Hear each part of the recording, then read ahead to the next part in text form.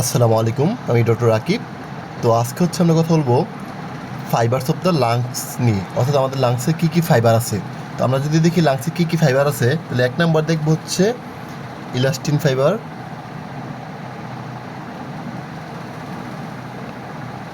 আর দুই নাম্বার হচ্ছে দেখবো কোলাজেন ফাইবার। এখন কোনটার কাজ কি আমরা যদি দেখি, ইলাস্টিন ফাইবারের কাজ হচ্ছে এক্সপান্ড করা, অর্থাৎ লাংস এক্সপান্ডে হেল্প করে কে? Elastin fibre. তাহলে মনে রাখবা, ইতে ইলাস্টিন, ইতে হচ্ছে এক্সপান্ড, ঠিক আছে। আর কোলাজেন ফাইবারের কাজ কি? কোলাজেন ফাইবার হচ্ছে কন্ট্রাকশন, কন্ট্রাক্ট,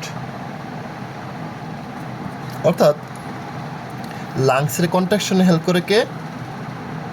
কোলাজেন ফাইবার। তাহলে আমরা মনে রাখবো, সিতে কোলাজেন, সিতে কন্ট্রাকশন।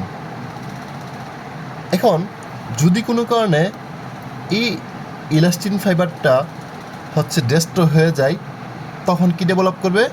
তখন ডেভেলপ করবে হচ্ছে অবস্ট্রাকটিভ লাং ডিজিজ, অর্থাৎ সে এক্সপান্ড হইতে পারতেছে না। এখন এই কাজটা কে করে? যদি আমরা দেখি কে করে, সেটা হচ্ছে আমাদের যদি কোথাও লাংসে কোথাও যদি ইনফ্লামেশন হয় বা ইনফেকশন হয়, সেখানে কে আসে? ডব্লিউবিসি, নিউট্রোফিল, এগুলো আসে, তাই না? তো এই নিউট্রোফিল থেকে হচ্ছে এক ধরনের এনজাইম রিলিজ হয়, সেটা হচ্ছে বলি ইলাস্টেজ এনজাইম। নাম কি? ইলাস্টেজ, ইলাস্টেজ এনজাইম। তাহলে এই ইলাস্টেজ এনজাইম নাম দেখে বোঝা যাচ্ছে তার কাজ কি। সে হচ্ছে ইলাস্টিনকে ব্রেকডাউন করে। কাকে ব্রেকডাউন করে? সে হচ্ছে ব্রেকডাউন করে ইলাস্টিনকে।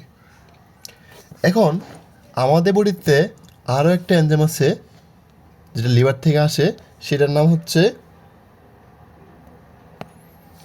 Alpha one antitrypsin, alpha one antitrypsin.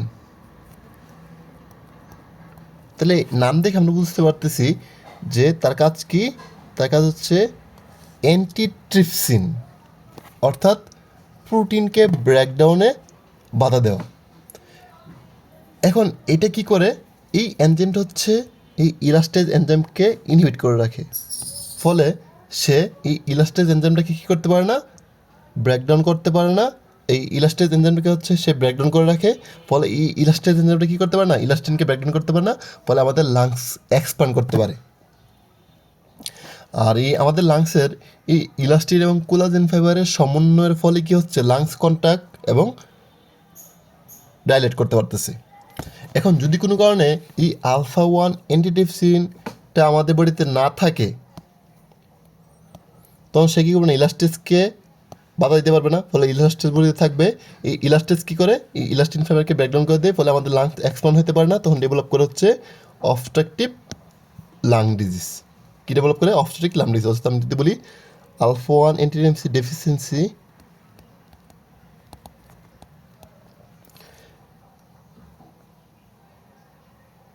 বেড়ে যাবে কে? ইলাস্টেজ এনজাইম।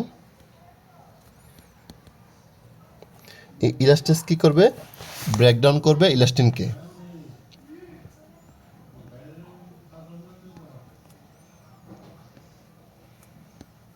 দ্য ইলাস্টিন ফাইবার,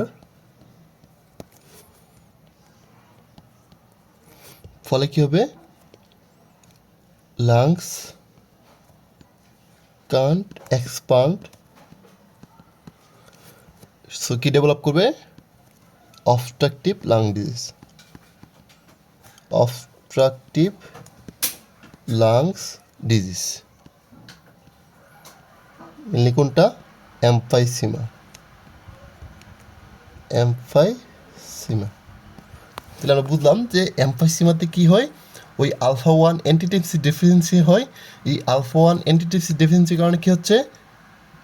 সে ইলাস্টেজকে বাধা দিতে পারতেছে না, ফলে এই ইলাস্টেজ কী করবে? ইলাস্টেজ হচ্ছে ইলাস্টিন ফাইবারকে ব্রেকডাউন করে দিবে, ফলে লাংস এক্সপ্যান্ড করতে পারে না, ফলে কী ডেভেলপ করে? অবস্ট্রাকটিভ লাং ডিজিজ, যেটাকে আমরা বলি এমফাইসিমা।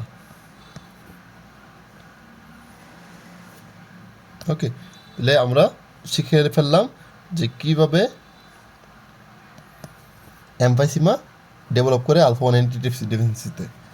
ওকে, তাহলে সবাইকে অনেক ধন্যবাদ আমাদের ভিডিও দেখার জন্য। আসসালামু আলাইকুম।